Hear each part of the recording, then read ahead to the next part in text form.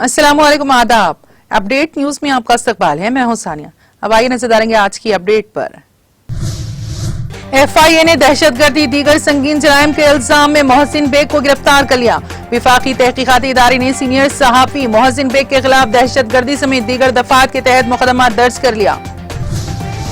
रूस यूक्रेन बहरान, रूस ने क्रीमिया फौजी मशक़ें खत्म कर दी। फौजियों का इनखला शुरू हो गया। खबर के मुताबिक रूस ने क्रीमिया में अपनी फौजी मशक़ें खत्म करने का ऐलान कर दिया है।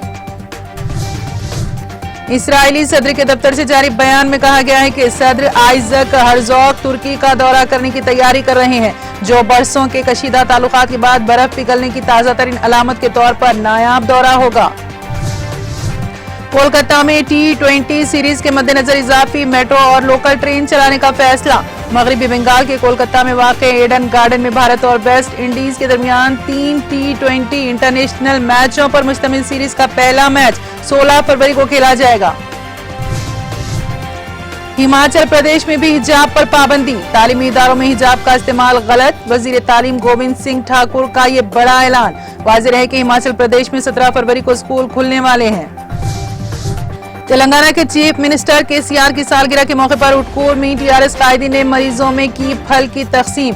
वजीर आला KCR की 68वीं जन्मदिन के मौके पर 3 दिन तक सेवा प्रोग्राम मुनक्कद किया जाएगा, जिनमें कहा गया है कि खून का अतिया, गरीबों में खाना खिलाना और शजरकारी शामिल है।